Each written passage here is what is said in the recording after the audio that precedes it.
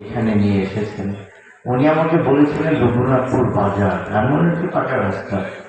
তো দেখে খুব কষ্ট হলো, যে আমি চিন্তা করলাম যে বর্ষাকালে আপনারা কিভাবে চলেন। তো কি বলবো, আপনারা, যেহেতু আমি রাজনীতি করি, একটা দলের প্রতিনিধি করতেছি এবং নমিনি দানের শীষে নমিনেশন প্রাপ্ত, সামনে ইলেকশন হবে। ইনশাআল্লাহ আপনাদেরকে কথা দিতে চাই, যদি আপনারা বুঝে আমাকে সংসদে পাঠান, ইনশাআল্লাহ আমি অবশ্যই যে রাস্তাটা দেখে আসলাম, সেই রাস্তাটা 1 বছরের ভিতর আপনাদেরকে করে দেবো। আমার মনে থাকবে যে আজকে রাতে আমি এসেছিলাম আপনাদের কাছে। আর এটা জানেন যে আমাদের, যেহেতু আমি বাংলাদেশ জাতীয়তাবাদী দল করি, আমাদের নেত্রী, আমাদের মা, 3 বারের প্রধানমন্ত্রী, উনি গুরুতর অসুস্থ।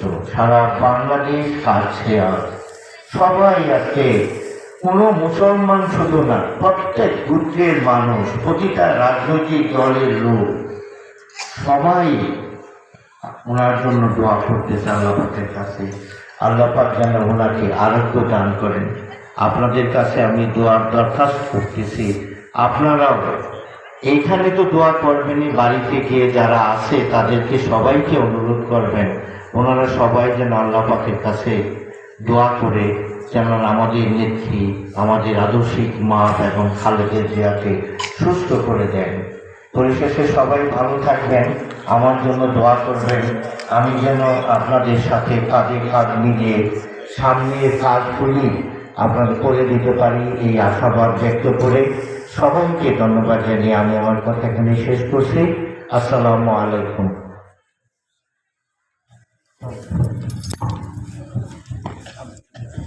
আমি আরেকটু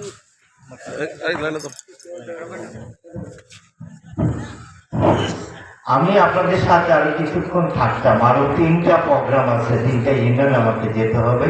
তো আজকের মতো আমি ক্ষমা চাচ্ছি, তো দেখা হবে ইনশাআল্লাহ। জি, আসসালামু আলাইকুম। ওনার দুটি দরখাস্ত, একটি হলো যে আমাদের 3 বারের প্রধানমন্ত্রী, তবে যিনি অসুস্থ আছেন, আমরা সকলেই দোয়া করছি এবং করবো আল্লাহ পাক যেন ওনাকে সেটার কারণে আগে নসিব করেন। আরেকটি বিষয়, যিনি আমাদেরকে আশ্বস্ত করলেন, আল্লাহ পাক যদি ওনাকে আমাদের প্রতিনিধি হিসাবে কবুল ও মঞ্জুর করেন, তাহলে এই যে আমাদের রাস্তার যে দুর্গতি, ইনশাআল্লাহ উনি আমাদের সাথে যে কথা বলেন স্পষ্ট, ইনশাআল্লাহ আমরা 1 বছরের ভিতরে তার প্রতিফলন দেখবো ইনশাআল্লাহ। সেই আশাবাদ আল্লাহ পাকের কাছে ব্যক্ত করছি। অত্যন্ত ধন্যবাদ জানাচ্ছি।